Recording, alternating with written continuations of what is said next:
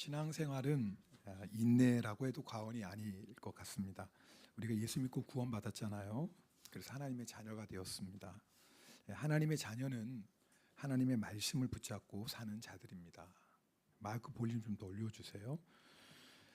그런데 하나님의 약속이 우리가 생각하고 우리가 기대하는 것처럼 금방 이루어지는 것은 아니에요.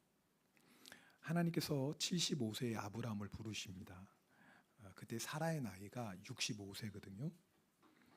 하나님께서 아브라함에게 가장 먼저 하신 약속이 뭐냐면 내가 너로 큰 민족을 이루게 하겠다라는 거예요. 자, 큰 민족을 이루게 하시려면 아들을 주셔야 되잖아요. 근데 1년이 지나고 3년이 지나고 5년이 지났는데 하나님께서 아브라함과 사라에게 아들을 주시지 않는 겁니다. 아마 그때 아브라함과 사라가 날마다 드렸던 기도가 이게 아닐까 싶어요. 주여, 어느 때까지입니까? 사라가요, 이 기도하다가 지친 것 같아요. 그래서 하나님께서 나에게는 아이를 주시지 않나 보다라고 생각해서 자신의 여종인 하갈을 아브라함에게 첩으로 줍니다. 근데 아브라함은 사라의 제안을 곧장 받아들여요. 아마 아브라함도 하나님의 때를 기다리다가 지쳤던 것 같습니다. 그렇게 해서 아브라함과 사라의 여종 하갈 사이에 이스마엘이 태어납니다. 근데 여러분, 이스마엘은 하나님의 뜻이 아니죠. 하나님의 때까지 기다리지 못한 아브라함과 사라의 불신앙의 결과입니다. 자, 그러면 도대체 하나님의 때는 언젠가요? 하나님은요, 사라가 여성의 생리가 멈출 때까지 기다리고 계셨습니다. 하나님의 목적이 있었어요. 하나님은 아브라함을 믿음의 조상으로 세우시려면 먼저 아브라함이 믿음의 사람이 되어야 돼요. 그래서 이삭이 태어나기까지 25년은 하나님이 아브라함을 믿음의 사람으로 만들어 가시는 시간이었어요.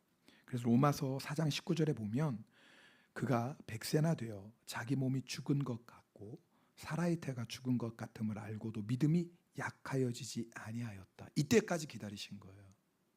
어떤 환경과 상황, 심지어는 사람의 생각에 불가능한 것 같아도 아브라함이 아멘, 저는 하나님 믿습니다. 이 믿음의 사람이 될 때까지 하나님이 아브라함을 연단하셨습니다. 우리 중에도 하나님의 약속을 붙잡고 기다리는 사람들이 있을 거예요. 우리의 관심은 하나님은 언제까지입니까? 하나님의 때에 관심이 있는데 하나님은요, 때가 아니라 우리가 하나님의 약속을 믿는 믿음의 사람으로 세워지는 것에 관심이 있어요. 왜 그럴까요? 하나님은요, 우리의 믿음을 통해서 역사하시는 분이시기 때문에 그렇습니다. 그런데 우리가 인내하는 것이 쉽지 않은 것이 그저 하나님의 때까지 기다리는 것뿐만 아니라 그 시간 안에 생각지 못했던 고난을 만나기도 하고요, 때로는 원수로 인하여서 고통받기도 합니다. 그것이 바로 다윗이었어요. 자, 우리 1절 2절 말씀은 함께 읽겠습니다. 본문 1절 2절입니다.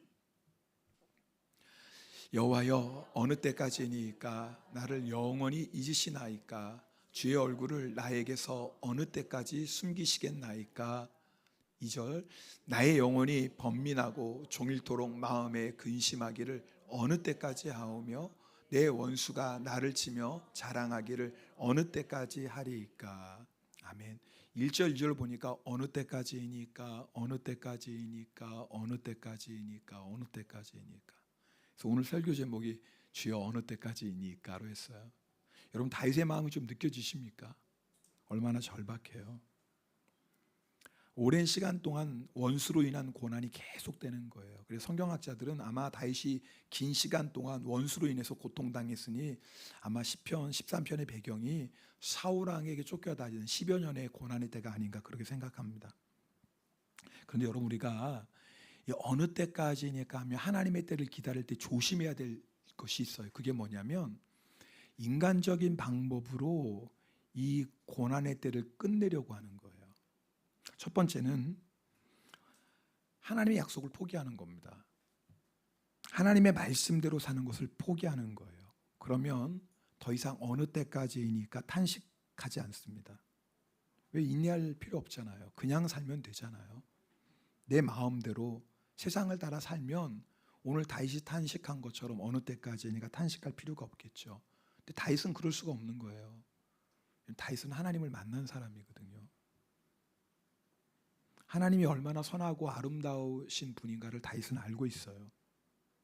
하나님의 약속을 포기하면, 하나님의 말씀대로 살기를 포기하면 지금과 같은 어느 때까지니까 이런 탄식은 없겠죠.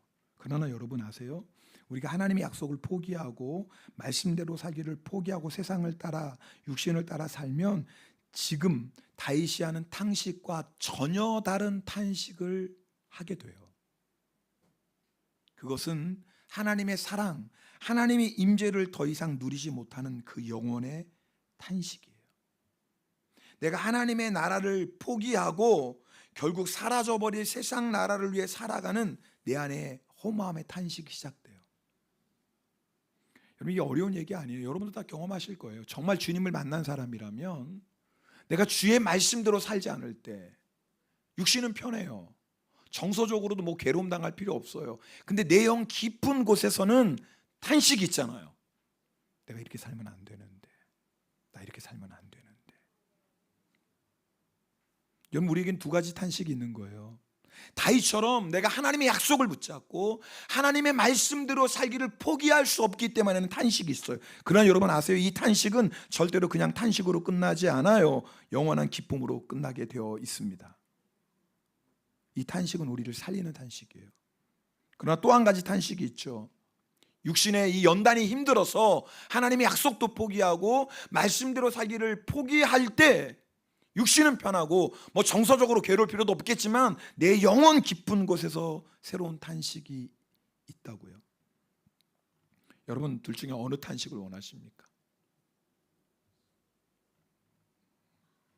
또 한 가지, 어느 때까지니까 이 탄식을 끝내는 인간적인 또 한 가지 방법이 있어요. 그건 뭐냐면 악을 악으로 갚는 거예요. 여러분, 왜 다윗이 어느 때까지니까 하며 탄식합니까? 악을 악으로 갚지 않고 악을 선으로 갚으려고 하기 때문에 그래요. 다윗에게는 사울왕을 죽일 기회가 두 번이나 있었어요. 사울왕을 죽이면 사울왕으로 인한 탄식은 끝이 나요. 근데 다윗은 그것이 하나님의 뜻이 아니라는 것을 알죠. 데살로니가전서 5장 15절에 보면 삼가 누가 누구에게든지 악으로 악을 갚지 말게 하고 서로 대하든지 모든 사람을 대하든지 항상 선을 따르라 그랬어요. 악을 악으로 갚지 말래요. 모든 사람, 원수라 할지라도 아무리 악한 자라 할지라도 선을 따르래요. 만약 다윗이 사울왕을 죽인다면, 이거 좀 집중해서 들으셔야 돼요. 아주 중요해요. 사울왕을 죽인다면 사울왕으로 인한 탄식은 끝날 거예요. 그러나 또 다른 원수로 인한 탄식이 시작돼요. 지금 무슨 말씀인지 아시죠? 왜요? 지금 하나님은 다윗을 연단하고 계세요. 하나님의 계획은 다윗을 단순히 이스라엘 왕으로 삼는 게 아니에요. 하나님은요, 다윗을 예수 그리스도의 조상으로 세우고자 하시는 놀라운 계획을 가지고 계세요. 그래서 다윗을 향한 연단이 이렇게 강하고 길었던 거예요. 만약 다윗이 사울왕으로 인한 탄식을 악을 악으로 갚아서 끝낸다면 아마 하나님은 더 강한 원수를 통해 다윗을 더 길게 연단하실 거예요. 여러분, 이 영적 원리를 아셔야 돼요. 어떤 사람 평생 연단받다 끝나요. 그러면 안 되잖아요. 신명기 8장 2절 말씀 우리 함께 읽어보겠습니다. 신명기 8장 2절입니다. 같이 읽습니다. 내 하나님 여호와께서 이 40년 동안에 내게 광야길을 걷게 하신 것을 기억하라. 이는 너를 낮추시며 너를 시험하사 내 마음이 어떠한지 그 명령을 지키는지 지키지 않는지 알려 하심이라. 하나님께서 연단을 하시는 이유는 우리를 낮추시기 위함이에요. 자, 그러니까 하나님이 낮추실 때는 어떻게 해야 돼요? 낮아져야 돼요. 하나님이 억울한 일을 당하게 하시면 어떻게 해야 돼요? 당해야 돼요. 하나님이 우리로 하여금 때로는 욕을 먹게 하고 수치를 당하게 하시면 어떻게 해야 돼요? 다 받아야 돼요. 하나님이 왜 이렇게 낮추실까요? 우리의 마음을 알려고 하시는 거예요. 여러분 우리의 마음속에 무엇이 있는지를 확인하시려고 그러는 거예요. 여러분 낮아지면요 우리 마음 안에 있는 게 드러나요. 고난 가운데 있을 때는 우리 마음에 있는 게 드러나요. 억울한 일을 당할 때 내 마음 안에 있는 게 드러나요. 원수가 공격할 때 우리 마음 안에 있는 게 드러납니다. 여러분 높은 자리에 있을 때, 잘 나갈 때, 모든 사람에게 칭찬받을 때 우리의 진짜 모습 몰라요. 그럴 때는 내가 믿음 좋은 사람이야, 나 착한 사람이야, 나 그래도 하나님 말씀대로 살려고 해. 아니에요. 그때 진짜 우리의 모습은 몰라요. 여러분 고난 당할 때 신앙의 거품이 빠져요. 진짜 내 안에 뭐가 있는지 알게 된다고요. 어떤 분 그래요. 목사님 제가요 남편 잘못 만나가지고 성격 버렸어요. 오해하지 마세요. 원래 내 성격이 그런 사람이었어요. 내가 몰랐던 거지. 착각하지 마세요. 원래 내가 그런 사람이었어요. 근데 내가 몰랐던 거예요. 그런데 그런 상황에서 드디어 내 마음 안에 있는 게 드러난 거예요. 여러분 아세요? 우리가 생각하는 것보다 굉장히 교만하고 악합니다. 기분 나쁘시지만 어쩔 수 없어요. 성경이 말하는 모습이에요. 어려서부터 생각하는 것이 악하다고 성경은 정확히 얘기해요. 근데 우리는 몰라요. 내가 꽤 괜찮은 사람이라고 생각해요. 그런데 고난 당할 때, 억울한 일을 당하고 원수가 공격할 때 비로소 내 안에 있는 진짜가 드러나요. 여러분 그럴 때 중요한 거예요. 그렇게 드러났을 때 주님! 나는 이제 하나님의 말씀만 붙잡겠습니다. 그러면 이제 연단이 끝날 때가 다 된 거예요. 근데 그때 내가 여전히 혈기를 부리고 하나님의 말씀대로 살지 않는다면 연단은 아마 계속되겠죠. 그런데 왜 이렇게 하나님이 우리를 말씀대로 사는 사람으로 연단하실까요? 그래야지 하나님 우리를 쓰실 수 있어요. 여러분 하나님 우리 다 사랑하십니다. 여러분 우리가 말씀대로 못 산다고 넘어진다고 죄진다고 하나님 우리 버리시겠어요? 그럼 우리 택하시지도 않았어요. 우리가 죄인 되을 때부터 우리를 사랑하신 하나님이세요. 그런데 중요한 건 그러나 사랑하신다고 해서 다 쓰실 수 있는 건 아니에요. 맞지요? 이건 맞지요? 분명해요. 사랑한다고 다 쓰실 수 있는 건 아니에요. 준비되지 않으면 쓰실 수 없어요. 여러분이 예를 들면 아무리 갑부라고 해도 준비하던 아들 매일 술 마시고 방탕하고 여자들하고 놀러 다니는 아들에게 재물을 맡기겠어요? 그래요 안 그래요? 안 돼요. 그럼 큰일 납니다. 그러면 아들 죽이는 거예요. 그 아들 망하는 길이에요. 여러분 하나님께서 우리를 정말 쓰시고 싶으세요. 여러분 믿습니까? 우리를 통해 하나님은 크고 놀라운 역사를 이루기를 원하세요. 여러분 우리가 간절히 원하는 것과 비교할 수 없는 간절함으로 하나님 우리 인생을 축복하길 원하세요. 할렐루야. 근데 받을 그릇이 준비가 돼야지. 쓰시려고 하려면 우리가 그만큼 쓰임받을 믿음이 돼야지 쓰실 거 아닙니까? 그래서 연단하시는 거예요. 다윗도 알아요. 이 연단 끝에 하나님의 놀라운 역사가 있는 거. 우리도 알아요. 그런다 아는 것만으로는 끝나지 않아요. 다윗은 그 연단을 이긴 사람이에요. 자, 어떻게 그 연단을 이겼는지 우리가 세 가지로 오늘 좀 말씀을 나누려고 해요. 첫 번째는요, 다윗은 자기의 탄식을 기도로 삼았어요. 자, 우리 1절 말씀 한 번 더 읽겠습니다. 1절입니다. 여호와여 어느 때까지니까 나를 영원히 잊으시나이까 주의 얼굴을 나에게서 어느 때까지 숨기시나이까. 지금 다윗이 탄식하는데 가장 중요한 포인트는 뭐예요? 여호와여라고 하는 거예요. 이 말이 뭐예요? 다윗은 자기의 탄식을 기도의 제목으로 삼았어요. 여러분 혼자 탄식하면 불평과 원망이 됩니다. 다른 사람에게 탄식하면 비판과 정죄가 됩니다. 그런데 하나님께 탄식하면 뭐가 돼요? 기도가 돼요. 이 기가 막힌 거예요. 똑같은 탄식도 사람 앞에 하면 죄예요, 여러분. 비판하는 거예요. 내가 그렇게 의도하지 않았어도 사람에게 탄식하면 결국 그것은 정죄하는 거예요.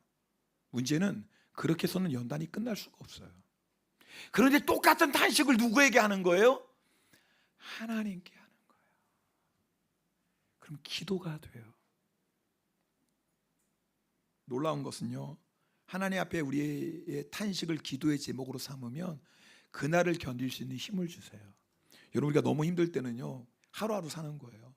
오늘 너무 힘들면 오늘 하나님 앞에 탄식해요. 그럼 오늘 살아갈 수 있는 힘을 주세요. 내일이 되면 또 하나님 앞에 나가 탄식하셔야 돼요. 그럼 내일을 감당할 수 있는 또 힘을 주세요. 그렇게 매일매일 내 아픈 마음, 상한 마음을 가지고 하나님께 나아가 탄식할 때 우리는 주님께 점점 더 가까이 나아가게 되고 주님과 더 친밀해지고, 그러면서 하나님의 뜻이 합당한 사람으로 연단받습니다. 두 번째는요, 나의 눈을 밝히소서라고 기도하셔야 돼요. 3절 말씀 읽겠습니다. 여호와여 내 하나님이여 나를 생각하사 응답하시고 나의 눈을 밝히소서. 두렵건대 내가 사망의 잠을 잘까 하오며. 지금 다윗이 특별히 드리는 기도가 있어요. 여러분, 어느 때까지니까 이런 탄식하는 사람이 반드시 매일매일 드려야 될 기도가 뭐냐면, 주님 나의 눈을 밝혀주소서라고 기도하셔야 돼요. 왜요? 지금 다윗의 육신의 눈으로 보면 자신을 죽이려고 하는 사울왕이 너무 커 보여요. 그렇죠. 3,000명의 정예부도 이끌고 오는데 다윗이 그걸 감당할 힘이 있습니까? 없죠. 육신의 눈으로 보면 사울왕이 너무나 커 보여요. 그리고 나는 너무나 작아요. 그리고 이렇게 쫓겨다니다가 그냥 죽을 것 같아요. 육신의 눈으로 보면. 여러분, 두려움에 사로잡히면 뭐가 문제인 줄 아세요? 두려움에 사로잡히면 하나님의 약속을 포기하게 돼요. 죽을 것 같으니까. 두려움에 사로잡히면 악으로 갖게 되어 있어요. 두려움에 사로잡히면 결국 하나님의 사람으로 사는 게 아니라 세상 사람으로 살게 되어 있어요. 근데 여러분, 왜 다윗이 나의 눈을 밝혀달라고 기도할까요? 믿음의 눈이 열리면, 영의 눈이 열리면 사울만 보이는 게 아니에요. 누가 보여요? 주님이 보여요. 할렐루야. 여러분, 영의 눈이 열리면 사울왕이 아무리 강해도 사울왕과 비교할 수 없이 크신 하나님이 보여요. 여러분, 우리 경험했잖아요. 하나님이 보이면 끝난 거예요. 아무리 두려워도 내 영의 눈에 하나님이 함께 하시고 하나님이 나를 지키시고 결국 하나님이 내 인생을 책임져 주실 게 믿어지잖아요. 그래서 여러분, 기도하셔야 돼요. 나의 눈을 밝혀주소서. 여러분, 어떤 눈으로 보고 있어요? 지금 혹시 육신의 눈만 보고 사는 거 아닙니까? 그러면요, 자꾸 두려워요. 자꾸 걱정, 염려돼요. 자꾸 안 될 것 같아요. 이러다가 끝날 것 같아요. 망할 것 같아요. 육신의 눈으로 보면은요, 우리는 두려움에 사로잡힐 수밖에 없어요. 두려움에 사로잡히면 말씀대로 사는 것도 포기하고 하나님의 약속도 포기하고 악으로 갚게 돼요. 그런데 믿음의 눈이 열리면 하나님이 보여요. 그럼 돼요. 하나님이 보이면 우리는 끝까지 연단을 이길 수 있어요. 왜요? 연단 뒤에 예비하신 하나님의 놀라운 축복이 보이거든요. 연단 뒤에 하나님이 우리가 생각하지도 못했고 상상하지 못했던 하나님의 놀라운 역사가 보이거든요.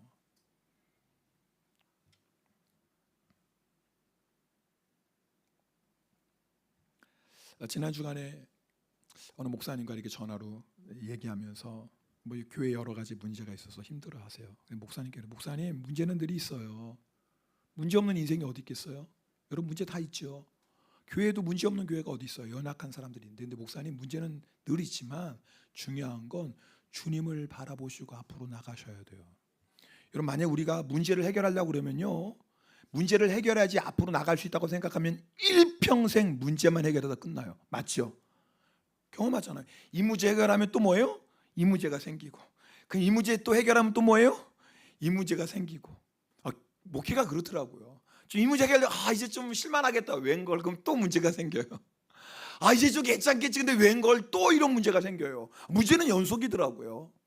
근데 중요한 건 늘 문제는 우리 삶 속에 일어나지만 그럼에도 불구하고 함께 계시는 하나님을 바라보고 하나님이 행하실 역사를 믿음의 눈으로 바라보고 앞으로 나아가면 주님은 그 문제를 통해서도 역사하십니다. 아멘. 그래서 우리 눈이 열려야 돼요. 세 번째, 다윗은 믿음으로 결단해요. 어떤 결단이냐면 5절 말씀입니다. 함께 읽겠습니다. 5절입니다. 나는 오직 주의 사랑을 의지하여 싸우니 나의 마음은 주의 구원을 기뻐하리라. 이 사랑은 헤세드예요. 헤세드. 아주 유명한 단어. 왜 중요한 단어냐면 한결같은 사랑이에요. 하나님의. 자, 다윗이 지금 상황을 본다면 하나님이 마치 자기를 버리신 것 같고 떠나신 것 같아요. 그죠? 안 그러겠어요? 사울왕에게 계속 오랜 시간 쫓겨다니는데 다윗의 마음이 얼마나 무너지고 힘들겠어요. 근데 다윗은 확실하거든요. 하나님, 나 사랑하시는 게 분명하고 하나님의 사랑은 영원토록 변함없고 나는 그 하나님의 사랑을 의지하겠습니다라고 믿음으로 결단해요. 저는요, 나는 오직 주의 사랑을 의지하여 싸우는 이것을 이렇게 표현을 바꿀 수 있다고 생각해요. 그게 뭐냐면, 주님, 나는 오직 주님을 사랑하겠습니다 라는 믿음의 결단이에요.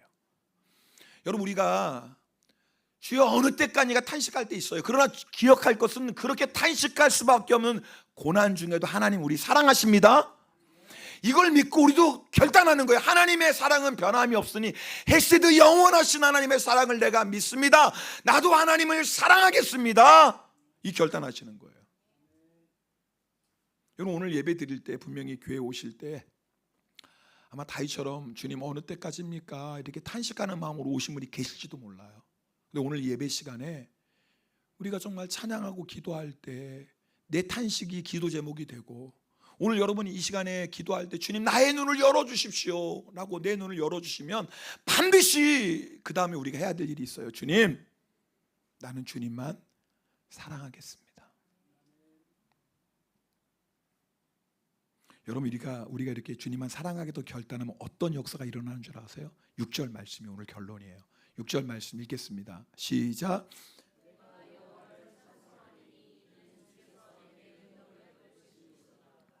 참 놀라운 건요, 처음에는 뭐로 시작했어요? 탄식이에요. 다윗이 주여 어느 때까지니까 탄식했어요. 근데 마지막에 뭐냐면 내가 주님을 찬송하겠대요. 무슨 말이에요?